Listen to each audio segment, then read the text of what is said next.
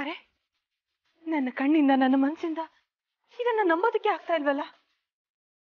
ಇಷ್ಟು ದೊಡ್ಡ ಗಾಯ ಇಷ್ಟು ಬೇಗ ಮಾಯೋದಿಕ್ಕೆ ಹೇಗ್ ಸಾಧ್ಯ? ಇದೆಲ್ಲ ಪರಮೇಶ್ವರನ ಮಹಿಮೇನೇ ಇರಬೇಕು.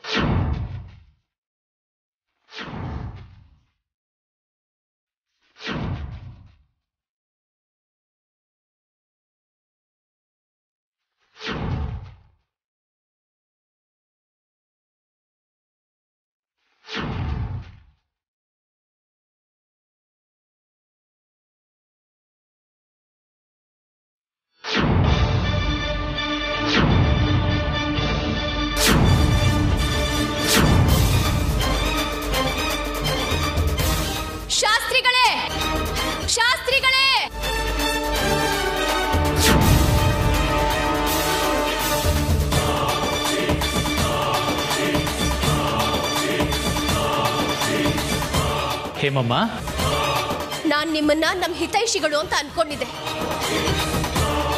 ಆದ್ರೆ ಹೀಗೆ ಹಿತಶತ್ರುಗಳಾಗಿ ನಿಲ್ಕೋತೀರಾ ಅಂತ ನಾನು ಅಂದ್ಕೊಂಡಿರ್ಲಿಲ್ಲ. ನಾನು ನಿಮಗೆ ಮಾತ್ರ ಅಲ್ಲ, ಈ ಆಶ್ರಮವನ್ನು ಆಶ್ರಯಿಸಿ ಬರೋ ಪ್ರತಿಯೊಬ್ಬರಿಗೂ ನಾನು ಹಿತೈಷಿನೇ. ಯಾಕೆಂದ್ರೆ ನಮ್ದವರ ಹಿತ ಕಾಯೋದೇ ಪರಮ ಧರ್ಮ.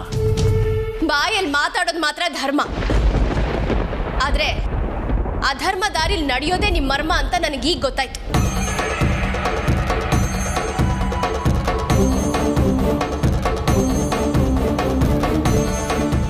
ನಾನು ಯಾವ ತಪ್ಪು ಮಾಡಿದೆ ಅಂತ ನನ್ನ ಮೇಲೆ ಈ ರೀತಿ ಕೋಪ ಮಾಡ್ಕೊಂಡಿದ್ದೀರಾ? ಯಾಕೆ? ನೀವು ಮಾಡಿರೋ ತಪ್ಪು ಏನು ಅಂತ ನಿಮಗೆ ಗೊತ್ತಿಲ್ವಾ?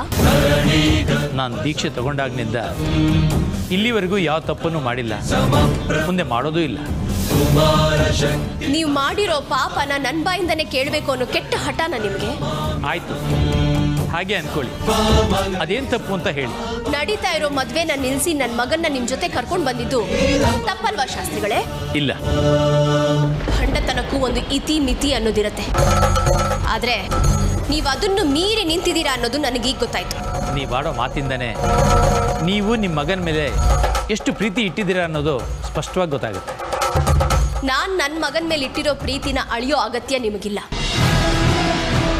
ನನ್ನ ಮಗ ಎಲ್ಲಿದ್ದಾನೆ ಅಂತ ಹೇಳಿ. ಅವನು ಎಲ್ಲಿರ್ಬೇಕೋ ಅಲ್ಲೇ ಇದ್ದಾನೆ. ಹೇಗಿರ್ಬೇಕೋ ಹಾಗೇ ಇದ್ದಾನೆ. ಶಾಸ್ತ್ರಿಗಳೇ, ನೀವೀ ತಾಯಿ ತಾಳ್ಮೆನ ಪರೀಕ್ಷೆ ಮಾಡಬೇಡಿ. ನೀವೇನಾದ್ರೂ ನನ್ನ ಮಗನ್ನ ನನ್ನ ಜೊತೆ ಕಳಿಸ್ಲಿಲ್ಲ ಅಂದ್ರೆ ನಾನು ಕಾಳಿ ಅಲ್ಲ, ಭದ್ರಕಾಳಿಯಾಗಿ ಬದಲಾಗ್ತೀನಿ. ಮಗ ಕಾಣ್ತಾ ಇಲ್ಲ ಅನ್ನೋ ನೋವು ನಿಮ್ಮ ಕೈಲಿ ಈ ರೀತಿ ಮಾತಾಡಿಸ್ತಾ ಇದ್ದೆ. ನಿಮ್ಮ ಮಾತುಗಳಿಂದ ನಾನು ಕೋಪ ಮಾಡ್ಕೊಳ್ಳೋದ ತಾಯಿ. ಯಾಕೆಂದರೆ ಅರಿಷಡ್ ವೈರಿಗಳನ್ನು ಗೆದ್ದವನ್ನ. ಒಂದು ಮಾತು ಹೇಳ್ತೀನಿ ಕೇಳಿ. ಅಕಸ್ಮಾತ್ ನಾನು ಈ ಮದುವೆನ ನಿಲ್ಲಿಸದೆ ಹೋಗಿದ್ದಿದ್ರೆ ನೀವು ನಿಮ್ಮ ಮಗನ ಶಾಶ್ವತವಾಗಿ ಕಳ್ಕೋಬೇಕಾಗಿತ್ತು. ಅಂದ್ರೆ ಆ ಮಣಿಗೆ ತಾಳಿ ಕಟ್ಟಿದ ಮರುಕ್ಷಣದಲ್ಲಿ ನಿಮ್ಮ ಮಗನ ಪ್ರಾಣ ಪಕ್ಷಿ ಹಾರಿ ಹೋಗ್ತಾ ಇತ್ತು.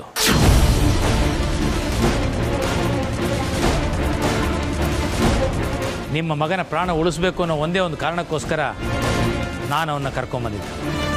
ಅಲ್ಲ ಶಾಸ್ತ್ರಿಗಳೇ, ಸಾಮಾನ್ಯ ಹೆಣ್ಣಿನ ಜೊತೆ ನನ್ನ ಮಗ ಮದುವೆ ಆದ್ರೆ ಸಾಮಾನ್ಯ ಮನುಷ್ಯ ಆಗ್ತಾನೆ ಅಂತ ನೀವೇ ಹೇಳಿದ್ರಲ್ಲ. ಹೌದು, ಆದರೆ ಏನು? ಅವಳ ಬಗ್ಗೆ ತಿಳ್ಕೊಳ್ಳೋದು ಸಾಕಷ್ಟಿದೆ ತಾಯಿ. ಹಿಂದೆ ಏನಾಗಿತ್ತೋ ಅದೆಲ್ಲ ಒಳ್ಳೆಯದೇ ಆಗಿದೆ. ಈಗೇನಾಗ್ತಾ ಇದೆಯೋ ಅದು ಒಳ್ಳೆಯದೇ ಆಗ್ತಿದೆ. ಮುಂದೆ ಏನಾಗುತ್ತೋ ಅದು ಒಳ್ಳೆಯದಾಗೋದ್ರ ಬಗ್ಗೆ ಮುನ್ಸೂಚನೆ ಕೊಡ್ತಾ ಇದೆ. ನೀವು ನನ್ನ ಬಗ್ಗೆ, ನನ್ನ ಆಶ್ರಮದ ಬಗ್ಗೆ ನಂಬಿಕೆ ಇಟ್ಟಿದ್ದೀರಾ. ನಂಬಿಕೆ ಅನ್ನೋದು ತಾಯಿ ಇದ್ದ ಹಾಗೆ. ತಾಯಿಗೆ ದ್ರೋಹ ಬಗೆಯೋ ಕೆಲಸವನ್ನ ಈ ಶಂಕರ ಶಾಸ್ತ್ರಿನ ನಿರೀಕ್ಷೆ ಮಾಡಬೇಡಿ ತಾಯಿ. ನನ್ನನ್ನು ಕ್ಷಮಿಸಿ ಶಾಸ್ತ್ರಿಗಳೇ. ಅದನ್ನ ನೀವು ಮಾತಾಡ್ತಾ ಇಲ್ಲ, ನಿಮ್ಮ ಪರಿಸ್ಥಿತಿ ಮಾತಾಡ್ತಾ ಇದೆ ಅಂತ ನನಗೆ ಗೊತ್ತು. ಹೀಗಾಗಿ ಕ್ಷಮಿಸೋ ಮಾತೇ ಇಲ್ಲ. ನನ್ನ ಮಗ ಈಗ ಎಲ್ಲಿದ್ದಾನೆ?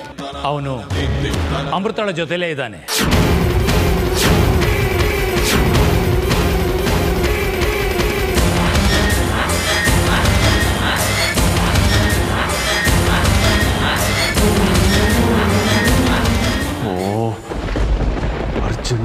ಮತ್ತೆ ಅಮೃತ ಜೊತೆ ಸೇರಿಸ್ಬಿಟ್ನ ಈ ಶಾಸ್ತ್ರಿ. ನಮ್ಮ ಎಲ್ಲ ಪ್ರಯತ್ನಗಳು ವ್ಯರ್ಥ ಆಗೋಯ್ತಲ್ಲಣ್ಣ.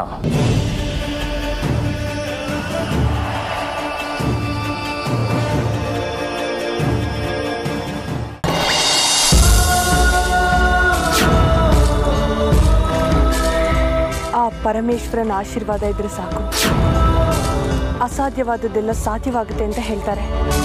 ಅಷ್ಟು ದೊಡ್ಡ ಗಾಯ ಇಷ್ಟು ಬೇಗ ಮಾಯೋದಕ್ಕೆ ಹೇಗೆ ಸಾಧ್ಯ? ಇದ್ರ ಹಿಂದೆ ಏನೋ ಒಂದು ಬಲವಾದ ಕಾರಣ ಇರಲೇಬೇಕು. ಆದರೆ ಆ ಕಾರಣ ಏನು ಅನ್ನೋದು ನನಗೆ ನಿಖರವಾಗಿ ಗೊತ್ತಾಗ್ತಾ ಇಲ್ಲ. ಅಮೃತ ಅವರೇ, ನನ್ನಿಂದ ಇಷ್ಟು ದೂರ ಬಂದು ಯಾಕೆ ನಿಂತಿದ್ದೀರಾ? ನಾನು ಇಲ್ಲಿಗೆ ಹೇಗೆ ಬಂದೆ? ಅದು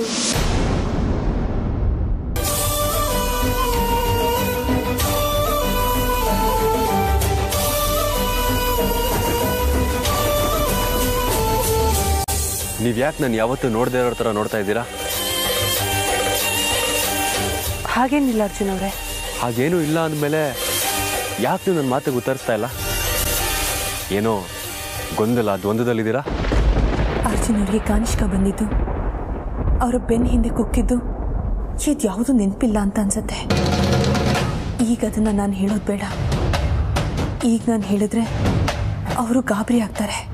ಅದಕ್ಕೆ ಈಗ ಮಾತ್ರ ಅಲ್ಲ, ಮುಂದೆನೂ ಹೇಳೋದು ಬೇಡ ಅಂತ ಅನ್ನಿಸ್ತಾ ಇದೆ. ಅಮೃತ ಅವರೇ, ನಿಮ್ಗೆ ಏನಾಯ್ತು? ನಾನು ಮಾತಾಡ್ತಾನೆ ಇದ್ದೀನಿ, ನೀವು ಸುಮ್ಮನೆ ನಿಂತಿದ್ದೀರಲ್ಲ. ಯಾವ ಗೊಂದಲದಲ್ಲೂ ಇಲ್ಲ, ಯಾವ ದ್ವಂದ್ವದಲ್ಲೂ ಇಲ್ಲ. ನೀವು ಮನೆಯಿಂದ ದೂರ ಆಗಿ ತುಂಬ ದಿನ ಆಯ್ತಲ್ಲ, ಅತ್ತೆ ನಿಮ್ಮ ಬಗ್ಗೆ ಯೋಚನೆ ಮಾಡ್ತಾ ಇರ್ತಾರೆ, ನಿಮ್ಮ ಬಗ್ಗೆ ಚಡಪಡಿಸ್ತಾ ಇರ್ತಾರೆ ಅಂತ ಅದ್ರ ಬಗ್ಗೆ ಯೋಚನೆ ಮಾಡ್ತಾ ಇದ್ದೆ ಅಷ್ಟೇ. ಅಮೃತ ಅವರೇ, ನಿಮ್ಮನ್ನ ಕೈ ಹಿಡಿದಿದ್ಕೋ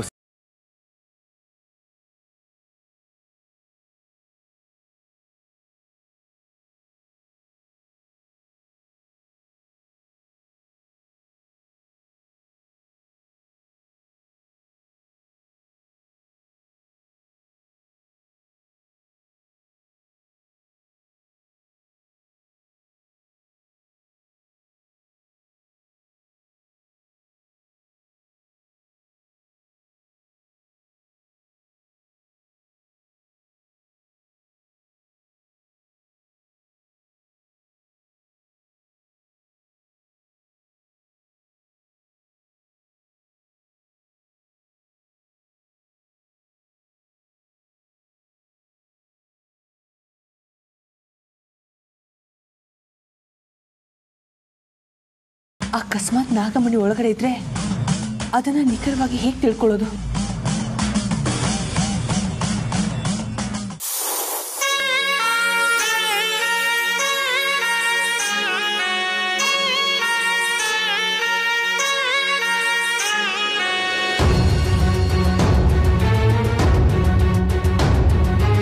ಅಷ್ಟು ದೊಡ್ಡ ಗಾಯ ಎಷ್ಟು ಬೇಗ ಮಾಯೋದಕ್ಕೆ ಹೇಗೆ ಸಾಧ್ಯ? ಹಾಗೇನಾದ್ರೂ ಪವಾಡದಲ್ಲಿ ಗಾಯ ವಾಸಿ ಆಗೋದಿದ್ರೆ ನನ್ನ ಶಕ್ತಿ ಪ್ರಯೋಗದಿಂದ ಅರ್ಜುನ್ ಅವ್ರ ಗಾಯ ವಾಸಿ ಆಗ್ಬೇಕಾಗಿತ್ತು. ಆದ್ರೆ ನನ್ನ ಶಕ್ತಿ ಅವರ ಗಾಯದ ಮೇಲೆ ಯಾವ ಪ್ರಭಾವನೂ ಬೀರಲೇ ಇಲ್ಲ. ಶಾಸ್ತ್ರಿಗಳೊಬ್ರೆ ನನ್ನ ಸಂದೇಹಕ್ಕೆ ಸರಿಯಾದ ಸಮಾಧಾನ ಕೊಡೋದಕ್ಕಾಗೋದು.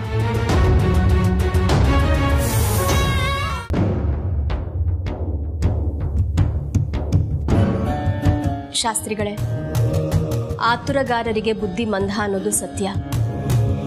ನೀವು ಮಾಡಿರೋ ಕೆಲಸದ ಹಿಂದೆ ಇರೋ ಒಳ್ಳೆ ಉದ್ದೇಶನ ಅರ್ಥ ಮಾಡ್ಕೊಳ್ದೆ ನಾನು ಏನೇನೋ ಮಾತಾಡ್ಬಿಟ್ಟೆ. ದಯವಿಟ್ಟು ನನ್ನ ಕ್ಷಮಿಸ್ಬಿಡಿ. ತಾಯಿ, ನಿಮ್ಮನ್ನ ಕ್ಷಮಿಸು ಅಂತ ತಪ್ಪು ಯಾವುದನ್ನು ನೀವು ಮಾಡಿಲ್ಲ. ನಿಮ್ಮಿಂದ ನೋವು ಆಗಿಲ್ಲ. ನೆಮ್ಮದಿಯಾಗಿ ಹೋಗ್ಬೇಕು, ಎಲ್ಲೋ ಒಳ್ಳೇದಾಗುತ್ತೆ. ಹೋಗ್ಬರ್ತೀನಿ. ಒಳ್ಳೇದು.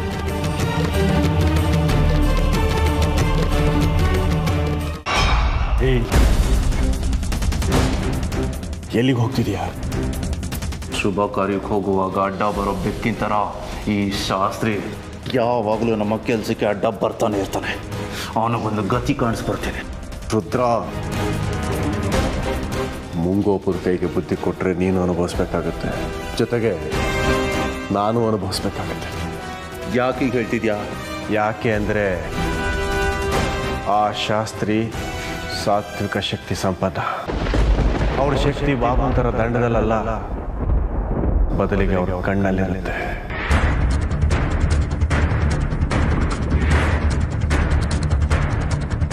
ನೆನಪಾಯ್ತಾ? ಹೌದಣ್ಣ, ನೀನು ಹೇಳಿದ್ದು ನಿಜ. ಈ ವಿಷಯ ಮರ್ತೇ ಹೋಗಿತ್ತು. ಮುಂದೆ ಏನು ಮಾಡೋದೀಗ? ಹಾಳೂರಿಗೆ ಉಳಿದವನೇ ಗೌಡ ಅನ್ನೋ ಹಾಗೆ ಬಾಬನ ಬಿಟ್ಟರೆ ಬೇರೆ ಯಾರು ಗತಿದ್ದಾರೆ ಹೇಳು ನನಗೆ. ಈಗ ಇಲ್ಲಿ ನಡೆದ ವಿಷಯನೆಲ್ಲ ಅವ್ರಿಗೆ ತಿಳಿಸೋಣ. ಆಮೇಲೆ ಅವರೇ ಅಮೃತ ಎಲ್ಲಿದ್ದಾಳೆ ಅಂತೇಳಿ ಹುಡುಕ್ತಾರೆ. ಸರಿಣ್ಣ.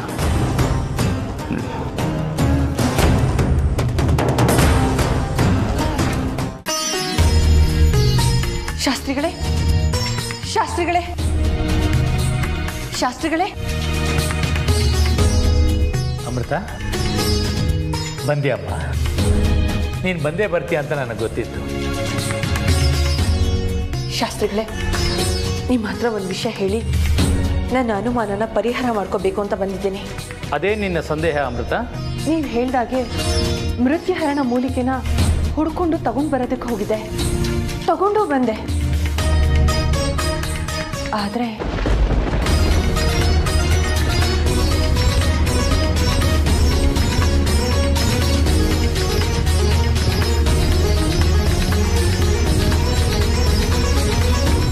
ಇಷ್ಟೆಲ್ಲ ಆಯ್ತು ಶಾಸ್ತ್ರಿಗಳೇ, ಇದೆಲ್ಲ ಹೇಗೆ ಸಾಧ್ಯ? ಈ ಪ್ರಪಂಚದಲ್ಲಿ ಅಸಾಧ್ಯ ಅನ್ನೋದು ಇಲ್ವೇ ಇಲ್ಲ. ಅದೇನೋ ಗೊತ್ತು ಶಾಸ್ತ್ರಿಗಳೇ, ಆದರೆ ಅಷ್ಟು ದೊಡ್ಡ ಗಾಯ ಇಷ್ಟು ಬೇಗ ಮಾಯೋದಕ್ಕೆ ಹೇಗೆ ಸಾಧ್ಯ ಆಯಿತು?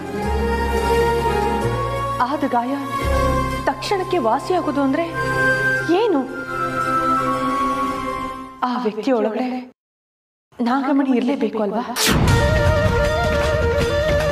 ನಾಗಮಣಿ ಅರ್ಜುನ್ ಅವ್ರ ದೇಹದೊಳಗಡೆ ಇರ್ಬೋದಾ? ಮಿಂಚು ಹುಳದಿಂದಲೂ ಬೆಳಕು ಬರುತ್ತೆ, ಚಂದ್ರನಿಂದಲೂ ಬೆಳಕು ಬರುತ್ತೆ. ಹಾಗಂತ ಮಿಂಚು ಹುಳನ ಚಂದ್ರ ಅಂತ ನಂಬಕ್ಕಾಗತ್ತ? ನೀವು ಹೇಳ್ತಾ ಇರೋದೇ ಬೇರೆ, ಇಲ್ಲಿ ನಡೆದಿರೋದೇ ಬೇರೆ. ಹಾಗೆ ನೀನು ಹೇಳ್ತಾ ಇರೋದಕ್ಕೂ ಆ ನಾಗಮಣಿಗೂ ಯಾವ ಸಂಬಂಧನೂ ಇಲ್ಲ. ಸುಳ್ಳು, ಇದನ್ನ ನಾನು ನಂಬೋದಿಲ್ಲ. ನಂಬಲೇಬಾರ್ದು ಅಂತ ತೀರ್ಮಾನ ಮಾಡಿದವರಿಗೆ ಯಾರು ಏನು ಹೇಳಿದ್ರು ನಂಬೋದಿಲ್ಲ. ಅವ್ರು ತಮ್ಮದೇ ಆದ ಭ್ರಮೆ ಅನುಮಾನದಲ್ಲೇ ಇರ್ತಾರೆ. ಇಲ್ಲ, ನನಗೆ ಯಾವ ಅನುಮಾನನೂ ಇಲ್ಲ ಶಾಸ್ತ್ರಿಗಳೇ, ಯಾವ ಭ್ರಮೆನೂ ಇಲ್ಲ. ಸಪ್ತ ಲೋಕಗಳನ್ನೇ ನಿಮ್ಮ ಆಶ್ರಮದಲ್ಲಿ ಕೂತು ಸುತ್ತೋರು ನೀವು. ಆ 7 ಲೋಕದಲ್ಲೂ ಏನೇನು ನಡೀತಾ ಇದೆ ಅಂತ ತಿಳ್ಕೊಳ್ಳೋ ಶಕ್ತಿ ಇರೋರು ನೀವು. ನಿಮಗೆ ಅರ್ಜುನ್ ಅವರೊಳಗಡೆ ನಾಗಮಣಿ ಇದೆಯೋ ಇಲ್ವೋ ಅಂತ ಗೊತ್ತಾಗೋದಿಲ್ವಾ? ದಯವಿಟ್ಟು ಹೇಳಿ ಶಾಸ್ತ್ರಿಗಳೇ, ನನಗೆ ನಾಗಮಣಿ ಎಷ್ಟು ಮುಖ್ಯ ಅನ್ನೋದು ನಿಮಗೆ ಚೆನ್ನಾಗಿ ಗೊತ್ತು. ದಯವಿಟ್ಟು ಹೇಳಿ ಶಾಸ್ತ್ರಿಗಳೇ.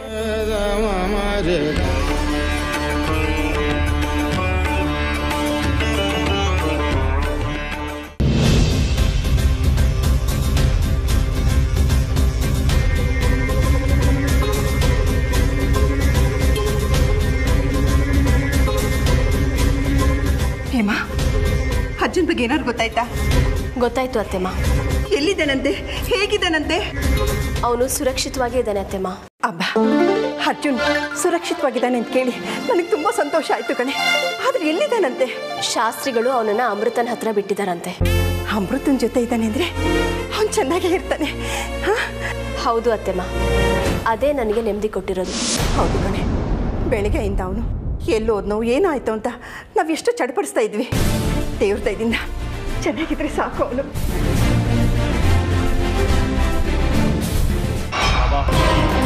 ಅರ್ಜುನ ಆ ಶಾಸ್ತ್ರಿ ಅಮೃತನ ಹತ್ರ ಬಿಟ್ಟಿದ್ದಾನಂತೆ. ಬಾಬಾ, ಅವನು ಎಲ್ಲಿದ್ದಾನೆ ಅಂತ ನಿಮ್ಗೆ ಗೊತ್ತಾಯ್ತಲ್ಲ, ನಿಮ್ಮ ಶಕ್ತಿ ಪ್ರಯೋಗ ಮಾಡಿ. ಇವರಿಗೆ ನನ್ನ ಶಕ್ತಿ ಕುಂದಿದೆ ಅಂತ ಹೇಗೆ ಹೇಳೋದು? ಅದೇನೋ ಹೇಳ್ತಾರಲ್ಲ, ಅಂಗೈ ತೋರಿಸಿ ಅವಲಕ್ಷಣ ಹೇಳಿಸ್ಕೊಂಡ್ರು ಅಂತ. ಹಾಗಾಗುತ್ತೆ ಅಷ್ಟೇ.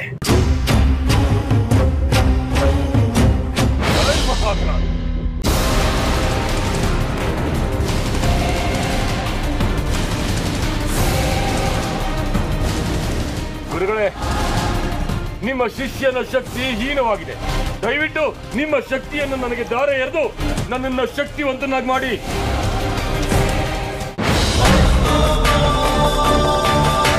ನಮಸ್ತೆ ಗುರುದೇವ.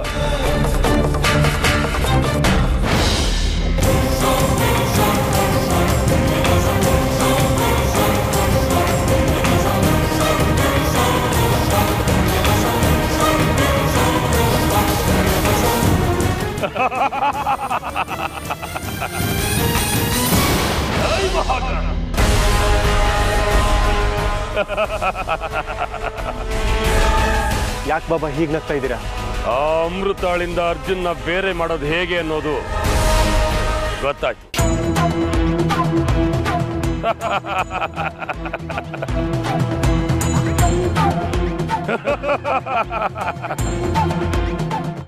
ರವಿ ಕಾಣದನ ಕವಿ ಕಂಡ ಅನ್ನೋ ಮಾತಿದೆ. ಶಾಸ್ತ್ರಿಗಳೇ, ರವಿಗೂ ಶಶಿಗೂ ಕಾಣಿಸ್ದೇ ಇರೋದು ನಿಮ್ಮ ದಿವ್ಯ ದೃಷ್ಟಿಗೆ ಕಾಣಿಸುತ್ತೆ ಅನ್ನೋದು ನನಗೆ ಚೆನ್ನಾಗಿ ಗೊತ್ತು. ಆದರೆ ನೀವು ಹೇಳ್ತಾ ಇಲ್ಲ. ಅಮೃತ, ನೀನು ಹೇಳಿದ ಮಾತನ್ನೇ ನಿನಗೆ ಹೇಳ್ತೀನಿ ಕೇಳು. ರವಿಯ ಕಿರಣಗಳು ಎಲ್ಲ ಜಾಗಕ್ಕೂ ತಲುಪೋದಿಲ್ಲ. ಹಾಗೆ ಶಶಿಯ ಬೆಳಕು ಕೆಲವರಿಗೆ ಆಗೋದಿಲ್ಲ. ಹಾಗೇನೆ ನನಗೆ ನನ್ನದೇ ಆದ ಇತಿಮಿತಿಗಳಿದೆ. ಅವುಗಳನ್ನ ಮೀರಿ ನಿಲ್ಲೋದಕ್ಕೆ ನನ್ನ ಕೈನಲ್ಲೂ ಆಗೋದಿಲ್ಲ. ಭಕ್ತರ ಅಭಿಷ್ಟೆಗಳನ್ನ ಈಡೇರಿಸೋದೆ ಭಕ್ತ ಬಾಂಧವನ ಕರ್ತವ್ಯ ಅನ್ನೋ ಮಾತನ್ನ ನೀವು ಮರ್ತಿರೋ ಹಾಗಿದೆ. ಹಾಗಂತ ಸೃಷ್ಟಿಯ ರಹಸ್ಯ ಯಾರಿಗೋ ತೆರೆದ ಪುಸ್ತಕ ಅಲ್ಲ ಅಮೃತ. ಅದನ್ನು ನೀನು ಅರ್ಥ ಮಾಡ್ಕೋಬೇಕು.